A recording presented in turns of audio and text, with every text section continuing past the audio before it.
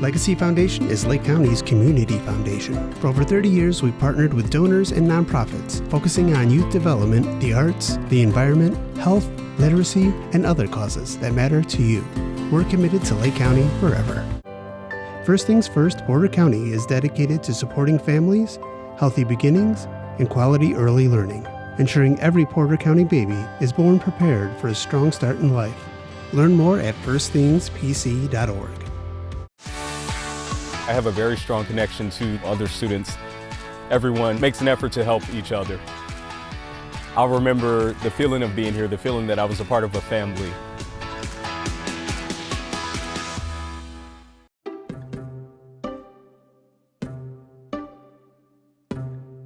Additional support for Building Blocks is provided generously by Tom Sorlis and Sue Eleuterio, as well as Porter County Community Foundation, serving Porter County since 1996. Building Blocks, the podcast, is a co-production of Lakeshore Public Media and First Things First Porter County. For more information on Building Blocks, including this podcast, as well as the television show, visit lakeshorepublicmedia.org/buildingblocks.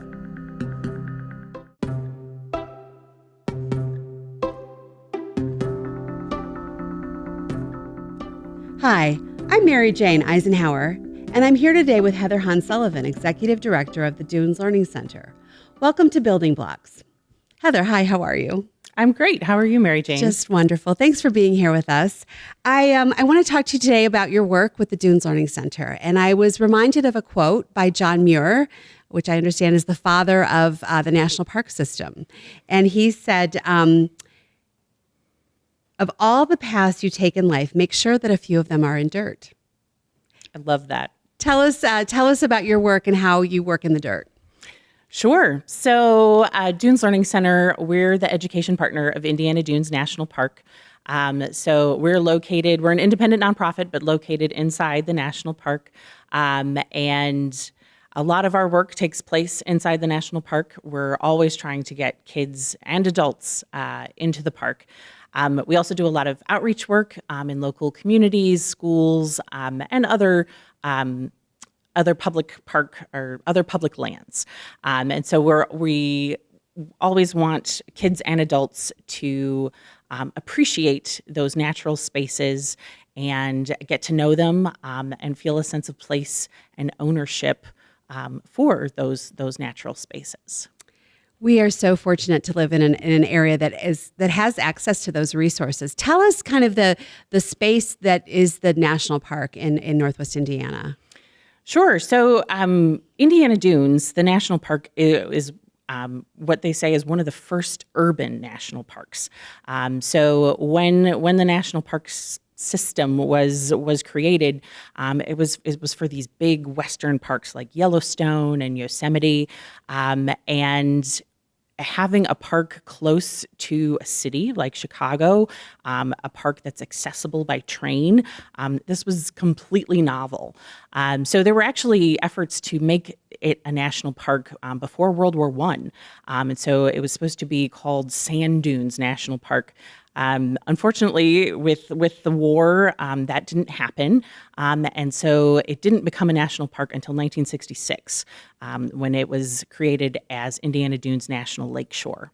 So I don't know if you know, but in the national park system, there's a lot of different little terms for the parks. So there's national parks, which is kind of the elite crowd. We became a national park in 2019. Mm-hmm. But then there are national lake shores and national monuments and national battlefields. And so actually there's about 435 units in the national park system. And Indiana Dunes now, especially since the name change, we're in the top 10 visitation-wise, and we're in the top 5 for biodiversity. So that means that of all the parks in our entire country, we have one of the highest numbers of plants, animals, and just all different kinds of life and wonderful things to discover. Again, we are so fortunate to live in this area. And I know that that you and your team really promote the importance of children having those early experiences with nature. So right in our own backyard, we have opportunities. Tell us about how you do that with your team. Sure. So our focus is on school programs for the most part. So we consider ourselves to be an outdoor school. That's the term that a lot of environmental learning centers like us have taken on. We're focused on school standards. And so from September through May, we are teaching school children. And so kindergarten through 12th grade, our sweet spot is usually in the 4th through 6th grade. But over the last few years, we've really come to appreciate that the earlier kids are introduced to something, the more it sticks, the more and the more excited they get about it. And so introducing nature, getting kids outdoors, as preschoolers can really help in their comfort in nature and their desire to learn more. We always talk about how we're creating the stewards of tomorrow. And in order for someone to want to protect something like our national park, they need to experience it first. They need to enjoy it. They need to learn about it before they want to protect it. And so it really is a sequence that takes some time, and the earlier they start. And so if kids are getting outside to appreciate nature as toddlers, that just helps that continuum, helps that process move along more quickly.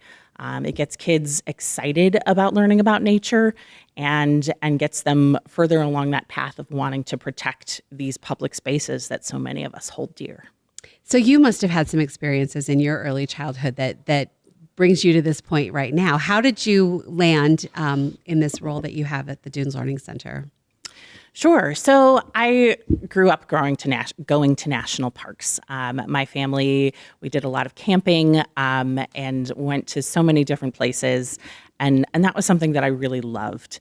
I actually attended Dunes Learning Center as a high school student. So the very first year that it opened in 1998. I attended in spring of 99 as a high school junior.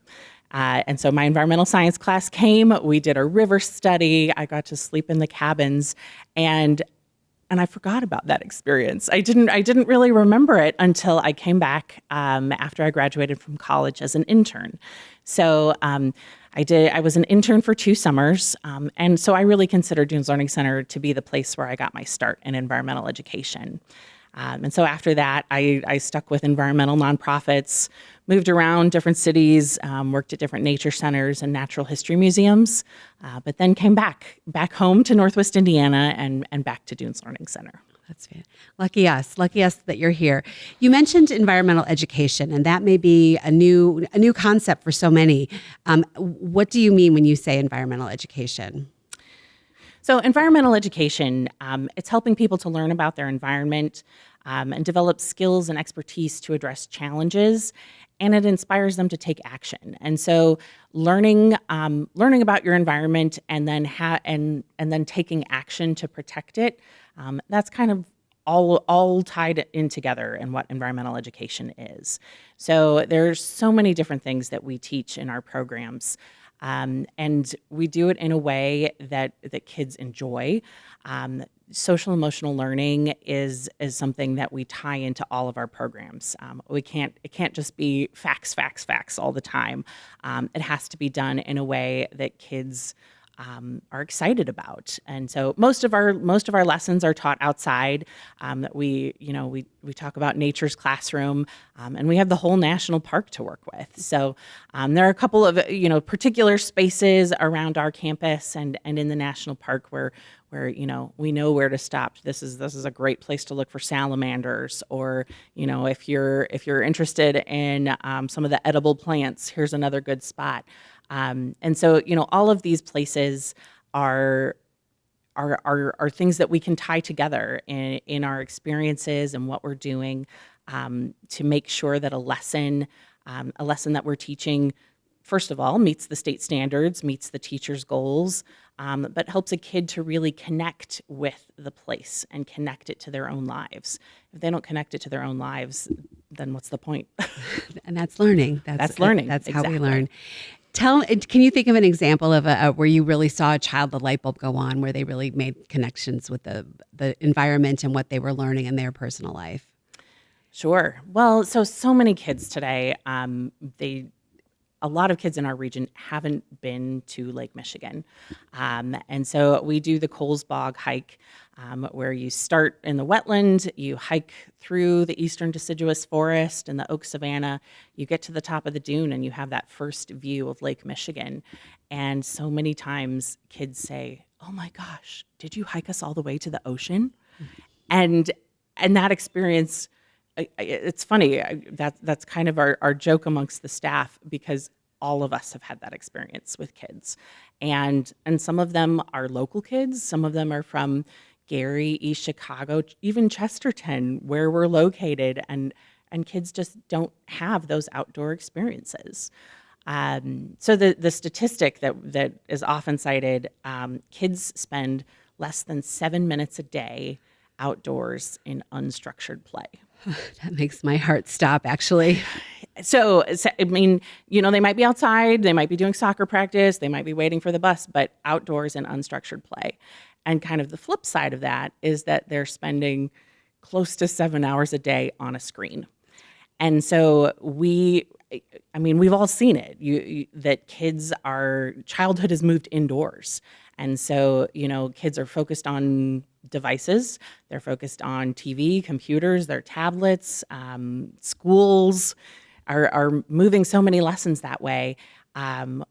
But we know that kids learn best with hands-on things, when they're able to get their hands in the dirt, when they're talking about, using an anemometer to judge the wind speed themselves, when they're going through some of these ecosystem studies, they have such a different experience.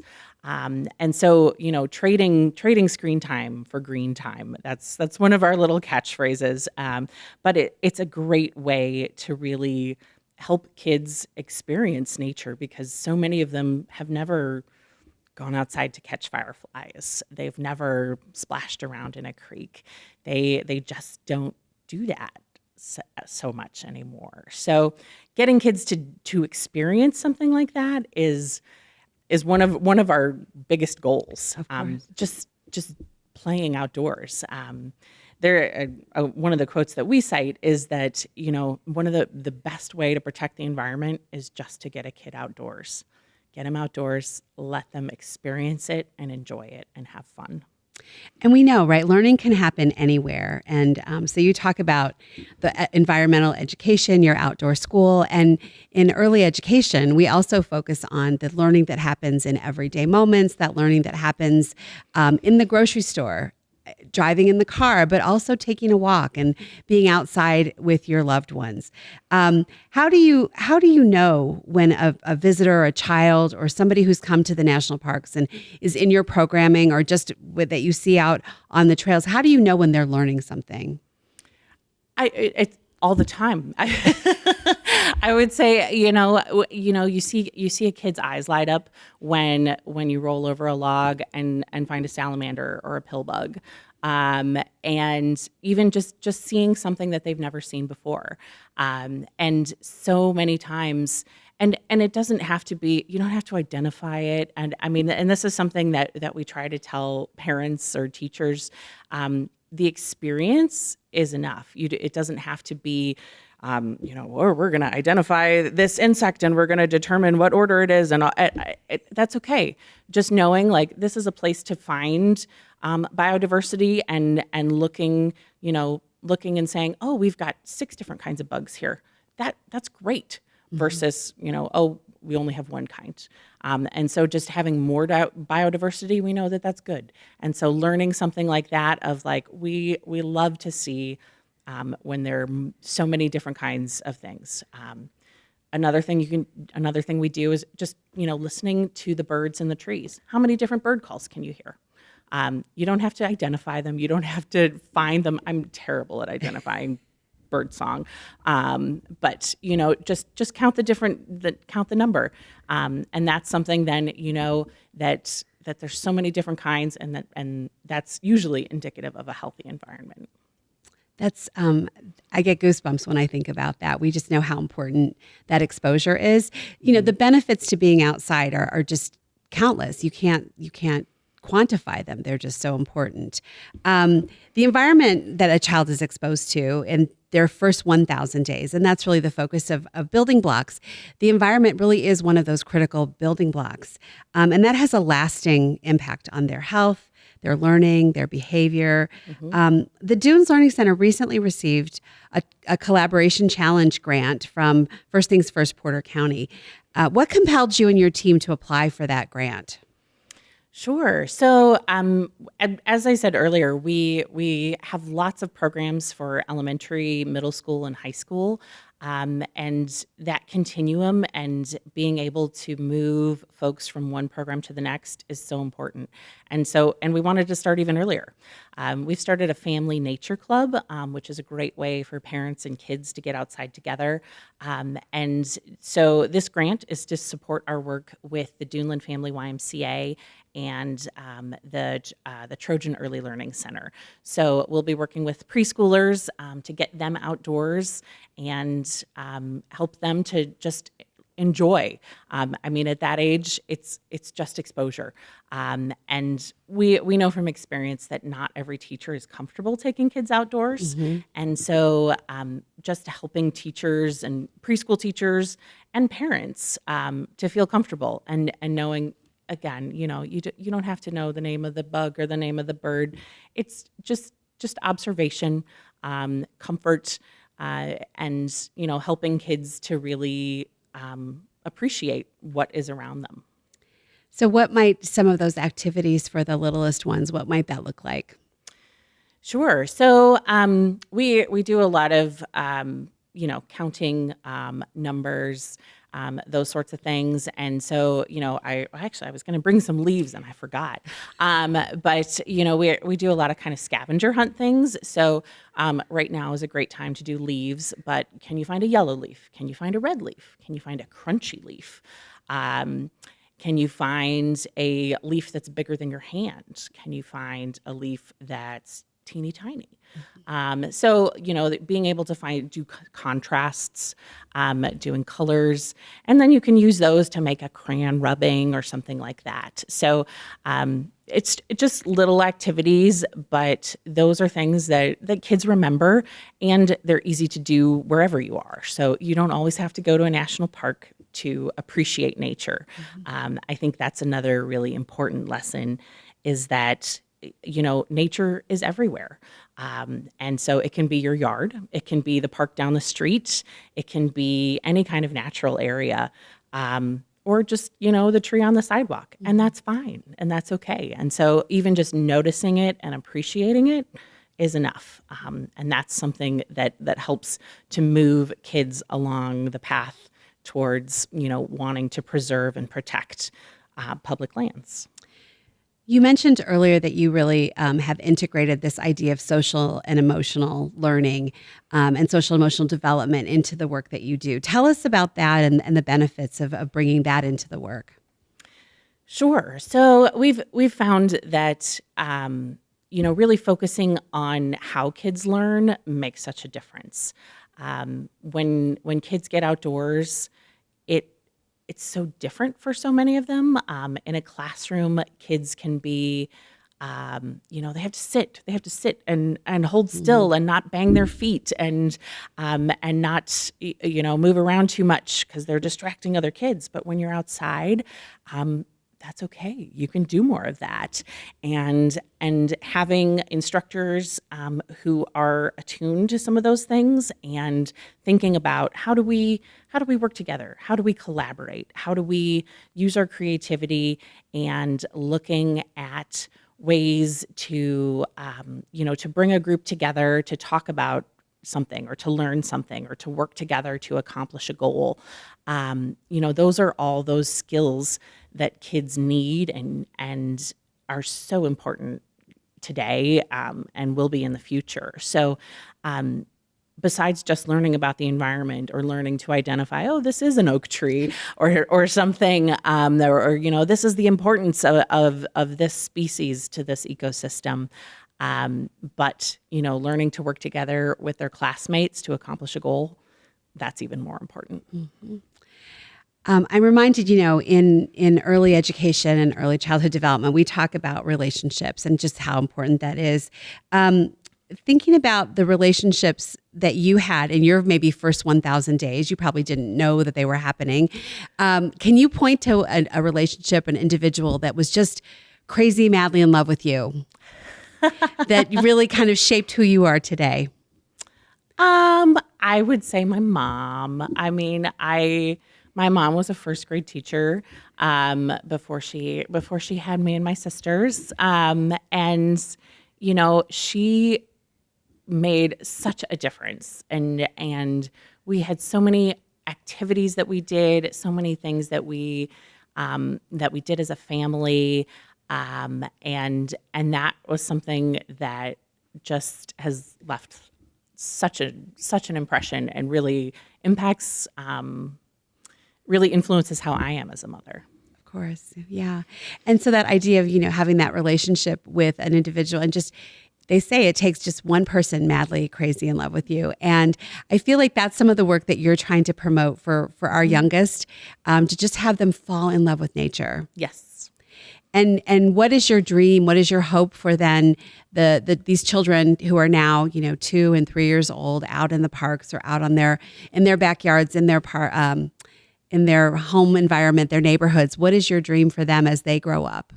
So we hope that kids really feel a sense of place, that they know that Indiana Dunes National Park is their park. It's not some abstract concept. It's something that belongs to them. It belongs to everyone. But helping kids to feel a real sense of place makes such a difference in their lives. I had a conversation at a meeting last night, and we were talking about our favorite places to hike. And so many people were like, oh, I loved Yosemite, and I went on this hike in Greece. But more than half of the people in the room also said, I love Miller Woods. I love hiking Coles Bog. I love hiking the dunes. And having that being tied into the place where you live and really loving and appreciating that. And that's something that really sticks with you. And so, growing up in this area, leaving and coming back, it makes me appreciate it so much more. And so I hope that kids will remember their experiences, remember what it's like to run down a sand dune, to splash in Lake Michigan. And when their friends in college are like, oh, you don't know what the beach is like. And they're like, let me tell you, Lake Michigan, it's like an ocean. It's big enough. We've had kids come from all over the country to visit with our children, and they're amazed. Always, yes. The vastness of Lake Michigan and just what we have to offer. I think we're a hidden gem here. Absolutely. Mm-hmm. Yes. Mm-hmm. But having that connection and having kids to really know that sense of place and to feel that connection sticks with them through their whole lives. Mm-hmm. So as you are developing this love of nature and this protection of our environment and this quality of place, what are some ways that families with young children this weekend, next weekend, we're heading into the colder months, and sometimes the want is to just kind of hibernate ourselves. But what are some ideas that you have for getting young children and their families out into the parks in the coming months? So my first thought is it doesn't have to be a big deal. And it doesn't have to be, you don't have to plan for a big hike, and you don't have to have a backpack or gear or anything special. It can just be a 10-minute drive by, and that's okay. That's enough. Any repeated exposure is the most important thing. And so, if you have just a little bit of extra time, just stop by a park on your way home. Maybe instead of going to the playground, go towards the side with the trees, walk in the trees, feel the bark. I mean, in the wintertime, there, no leaves, but feel the different kinds of bark. It's just different textures. It's something, maybe it's cold outside, but you can feel for a minute, and that's enough. And going to the beach, I mean, the lines are a lot shorter to get in the park now. So it's still interesting to see what the waves are doing, and you can still run down the sand dunes. So I think it's just doing it occasionally, and trying to. My kids, if I say we're going to go for a hike. And then I get, I don't want to go hiking. But then once we get there and we're out of the car and we're moving around, and then they're skipping down the trail and having a wonderful time, and just doing something. We're going to do a quick hike before dinner, no problem. It's something that it doesn't have to be a big deal, and so just repeated exposures and different places. So maybe you go to the national park, maybe you go to the state park. Maybe you go to the neighborhood park at the end of the block, or your kid's schoolyard is all great places to go and just look around and notice what you can see, what's changed from the last time you were there. How has the seasons changed things? Do you see a squirrel nest up in the trees? That's when there's like a big bunch of leaves all stuck together up when you can actually see it when the leaves are down. So can you find those? What else can you see? Such a great opportunity for talking and Absolutely. Learning new words and new ideas in the parks. I think that is just the best place to start. Our parks are free. Parking is free. Is that true? So the national park is not free. So Indiana Dunes National Park recently instituted an admission fee. So you can buy a week-long pass, or so that's $20, I think. 20 or 25, but a full year pass is only $45. So then you can park anywhere, Shellbrook Farm, West Beach, any of the other beaches, Kemmel Beach, Central. So there's a lot of places you can go, and those dollars support, of course, national park programs and services. I can't think of a better gift for the holidays. It's a great idea. Yeah. And so national park pass or state park passes, those are both, I always give my dad a state park pass. So. And so people wanting to know more about how to get involved with the Dunes Learning Center, with the national parks, where would they look for that information? Sure. So our website is duneslearningcenter.org. I would say for families, especially with young kids, joining our family nature club. It's called Nat's Nature Club. Nat is our mascot, Nat the Nature Nut. So Nat is a giant acorn, usually makes an appearance at family nature club events. Most kids, it's a very happy acorn, so not a scary mascot. Good. Tell me a little bit more about Nat's Nature Club and how one might get involved with that. Sure. So once you sign up, then we do monthly emails, and every email has some ideas for activities to do. So it might be, going out, I mean, it rained last night, and so going out and looking for tracks in the mud, or giving you some tips on a little craft project to do. So all kinds of seasonal activities. And then we also host events run by our educators. So we've got a winter extravaganza coming up in December. And so we'll do some hikes and activities, have a campfire, and of course, hot chocolate. So, those are, we know how to keep the troops happy.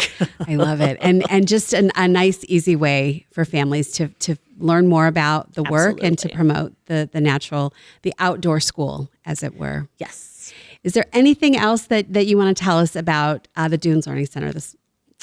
Sure. So summer camp registration just opened. So hard to believe. I mean, we're going into winter and we're already looking ahead to summer, but we've got overnight camp registration. That's for a little older kids. That starts at age 9.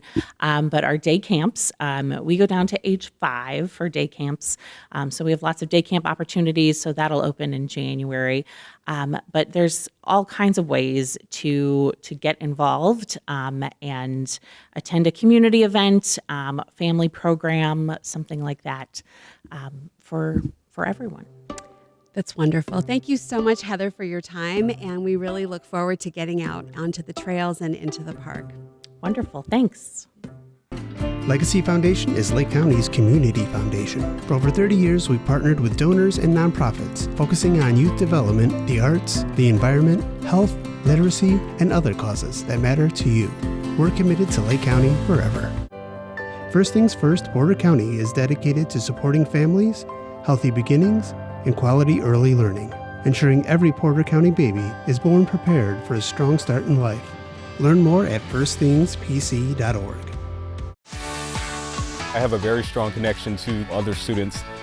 Everyone makes an effort to help each other. I'll remember the feeling of being here, the feeling that I was a part of a family.